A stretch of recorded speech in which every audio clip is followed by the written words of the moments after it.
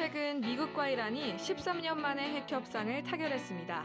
지난 2002년 핵보유 공개 이후 전 세계로부터 따돌림을 받던 이란이 경제 회생을 위한 기지개를 켤 준비를 하고 있는데요. 2002년 조지 부시 전 미국 대통령의 악의 축 발언 이후 불량 국가로 낙인 찍히고 이슬람 시아파의 맹주로서 사우디, 이스라엘 등과 10년 넘게 갈등을 빚고 있는 이란. 이 위험해 보이는 이란이 사실은 소통과 예술을 즐기는 중동의 민주국가였다는 사실 상상해 보셨나요? 지금부터 우리가 몰랐던 이란의 이야기를 파헤쳐 보도록 하겠습니다. 이란과 말도 섞지 않고 다투기만 한다는 세계적 인식을 바꾸고 싶었던 한 이스라엘 디자이너의 캠페인입니다. 이 캠페인은 CNN 등에 소개되며 큰 반향을 일으켰는데요. 디자이너의 지적처럼 우리도 실제 이란의 모습에 대해 오해가 있었던 건 아닐까요? 이란은 우리에게 폐쇄된 국가, 소통을 거부하는 국가처럼 인식돼 왔습니다. 그런데 페이스북이나 트위터 접속자가 국민의 절반이 넘는다고 합니다. 또 이런 SNS를 활발하게 사용하는 30살 이하 젊은 층이 국가 인구의 60%나 된다고 합니다.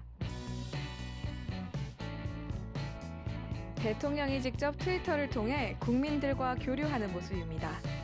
이슬람 규율이 엄격히 적용되는 전근대적 국가일 것 같지만 사실 이란은 국민들이 30번 넘게 직접 선거를 치른 중동 최고의 민주주의 국가 가운데 하나입니다. 여성에 있어서도 이란은 다른 이슬람 국가와 잣대가 조금 다릅니다. 여성의 투표권과 피선거권이 1963년부터 시작됐고요. 올해부터 허용할 사우디보다 무려 53년이나 빠른 수치입니다. 또 대학에서는 여성이 남성보다 그 수가 많아 남학생 쿼터를 도입하는 곳도 있다고 합니다.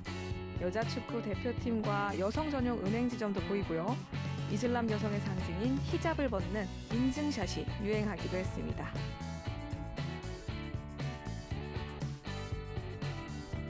감성적인 손글씨로 국내에서 많은 관심을 받아온 캘리그래피. 이 캘리그래피의 원조가 사실은 이란이라고 합니다. 캘리그래피는 이슬람 경전인 코란을 전파하기 위해 글씨에 낭만적 감성을 입히면서 발달했다고 전해집니다. 말린 갈대나 깃털로 펜을 만들어서 무려 3,000년 전부터 새겨넣었다고 하니 이란의 오랜 유산, 굉장히 매력적이죠? 핵협상 발표 소식에 환호하며 수도 테헤란 거리에 몰려든 이란 시민들. 이번 협상으로 이란은 오랫동안 잠겨져 있던 국가의 빗장을 열었습니다. 이제 우리도 오해의 빗장을 풀고 좀 더 부드러운 시각을 가져보는 건 어떨까요? 지금까지 서울경제신문이었습니다.